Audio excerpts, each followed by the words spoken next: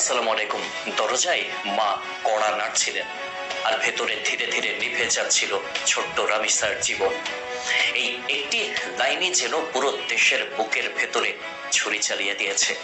একটা ছোট্ট শিশু যে এখনো ঠিক মতো পৃথিবীটা চিনতে শেখেনি, সে হয়তো মায়ের কোল ছাড়া ঘুমাতে পারত না, যে খেলনা আর কার্টুনের দুনিয়াতে বেঁচে ছিল, সে শিশুটির জীবন শেষ হয়ে গেল এমন এক নিষ্ঠুরতায় যা ভাষায় প্রকাশ করা কঠিন। রামিসা আর ফিরবে না, কিন্তু তার মৃত্যুর পর যে প্রশ্নগুলো উঠে এসেছে সেগুলোর উত্তর কি এই রাষ্ট্র দিতে পারবে? রামিসার বাবা আজ শুধু নিজের মেয়ের জন্য কান্না করছেন না, তিনি যেন পুরো রাষ্ট্রকে এক কঠিন প্রশ্ন ছুঁড়ে দিয়েছেন। আমার সন্তানের বিচার কি হবে? এটা শুধু একজন বাবার আর্তনাদ না, এটা হাজারো অসহায় অভিভাবকের ভয়, আতঙ্ক আর ক্ষোভের প্রতিচ্ছবি। কারণ আমরা এমন এক সময়ে বাস করছি যেখানে প্রতিদিন নতুন নতুন নিষ্ঠুরতার খবর আসে, কখনো নারী, কখনো দুর্বল কেউ যেন নিরাপদ না। আর সবচেয়ে ভয়ঙ্কর ব্যাপার হলো, মানুষ এখন ধীরে ধীরে এসব ঘটনার সাথে অভ্যস্ত হয়ে যাচ্ছে।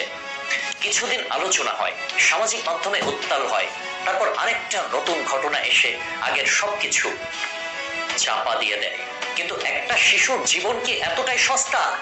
রামিসা তো কারো শত্রু ছিল না, সে কোনো অপরাধও করেনি, সে শুধু একটা বাচ্চা ছিল যার সবচেয়ে বড় চাওয়া হয়তো ছিল একটু আদর, একটু নিরাপত্তা, একটু ভালোবাসা। অথচ সেই শিশুটিকে পৃথিবী দেখতে হলো সবচেয়ে নির্মম রূপে। সবচেয়ে কষ্টের বিষয় কি জানেন? এ ধরনের ঘটনায় মানুষ শুধু অপরাধীদের উপরে ক্ষুব্ধ হয় না, রাষ্ট্রের দিকেও তাকিয়ে থাকে। কারণ বিচার শুধু আদালতের রায়ে সীমাবদ্ধ না, বিচার মানে মানুষের মনে এই বিশ্বাস ফিরিয়ে আনা, অপরাধ করলে কেউ পার পাবে না। আজ মানুষ জানতে চায়, রামিসার জন্য কি সত্যি ন্যায় বিচার হবে, নাকি এটাও সময়ের সাথে সাথে আরেকটা ভাইরাল ঘটনা হয়ে হারিয়ে যাবে? একজন বাবা যখন রাষ্ট্রকে চ্যালেঞ্জ দেন, তখন বুঝতে হবে তিনি শুধু রাগে কথা বলছেন না, তিনি হয়তো ভেঙে পড়েছেন এই ভেবে যে তার মেয়ের মতো আরো কত শিশু প্রতিদিন নীরবে নির্যাতনের শিকার হচ্ছে, অথচ অনেক ঘটনায় প্রকাশ পর্যন্ত পায় না। আমাদের সমাজে এখনো শিশুদের কান্নাকে গুরুত্ব দেওয়া হয় না।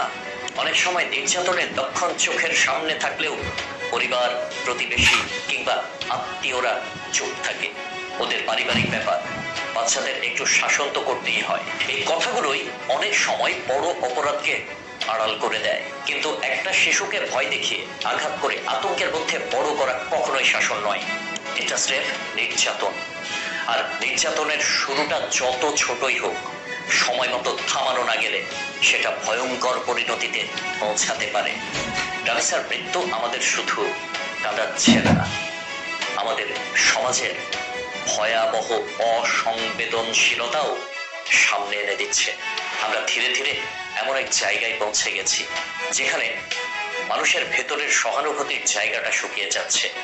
আর সে কারণে ছোট্ট একটা শিশুর জীবন নিভে যাওয়ার আগ পর্যন্ত অনেকেই হয়তো কিছুই টের পায়নি। আজ প্রয়োজন শুধু শাস্তি না, প্রয়োজন উদাহরণ তৈরি করা, দৃষ্টান্ত স্থাপন করা।